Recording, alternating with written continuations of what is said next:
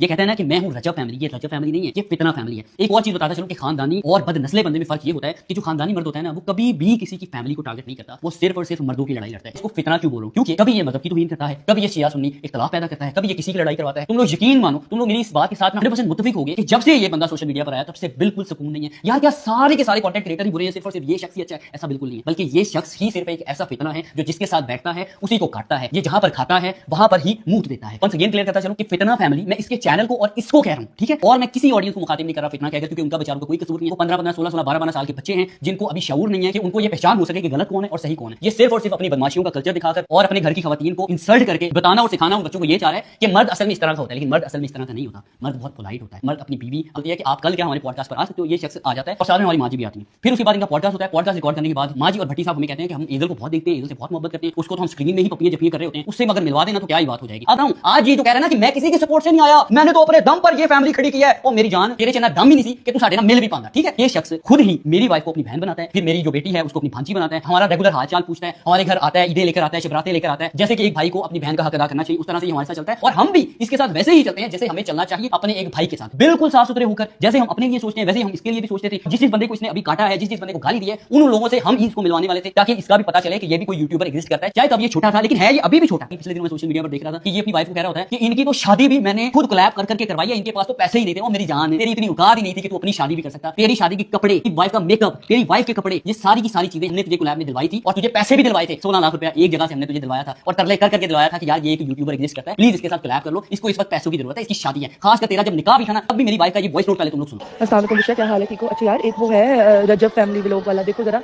उसका भी निकाह है और उससे पहले उसने उपटन करना है, तो देख ले तुम इसके साथ कोई सीन करना है क्योंकि उसकी माशाल्लाह आजकल व्यूअरशिप बहुत अच्छी आ रही है। तभी मेरी वाइफ एक ब्यूटी प्रोडक्ट वाले को मैसेज करती है स्पेशली इस बंदे के लिए, और अभी कहता है कि मुझे तो किसी ने कुछ सपोर्ट नहीं किया, मैं तो अपने बलबूते पर आया हूं, इनकी तो उसमें इतना। मैं ना ये लफ्ज बोलते हुए भी शर्मा रहा हूं कि यार किसी औरत को मुखातब करते हुए आप इस तरह की बात कर सकते हैं? नहीं कर सकते। एक खानदानी आदमी तो खास तौर पर नहीं कर सकता, लेकिन बदनस्ले जिनको अभी तक यही अंदाजा नहीं हुआ कि हमारी कास्ट क्या है वो इस तरह की बात जरूर कर सकते हैं। तेरे इवन निकाह पर भी हमने तुझे कोलैब के जरिए पैसे दिलवाए ताकि तू निकाह अच्छे तरीके से कर पाए। अब अगर तू वाकई ही कोई इंसान है, इंसान खानदानी, तो मैं तुझे नहीं बोल सकता। ये सारी बातें जो मैं भी कर रहा हूं इनके मतलब कुरान उठाना और कुरान उठाने के बाद अपनी वीडियो में इस बात की गवाही देना कि मैं अगर एक भी बात झूठ बोल रहा हूं। इस बंदे को सिर्फ और सिर्फ पैसे की लालच है, पैसे के लिए किसी को भी बेच दे, वो चाहे कोई भी रिश्ता क्यों ना हो। मैंने इसका हिसाब तभी लगा लिया था। गैर तो तुझे कोई फर्नीचर नहीं दे रहा था मेरी जान, क्योंकि तेरा स्टैंडर्ड इतना लो है, लोग तुझे पहचान चुके थे कि तू कितना गिरा हुआ है। तू कहता मैं सबसे महंगा यूट्यूबर हूं।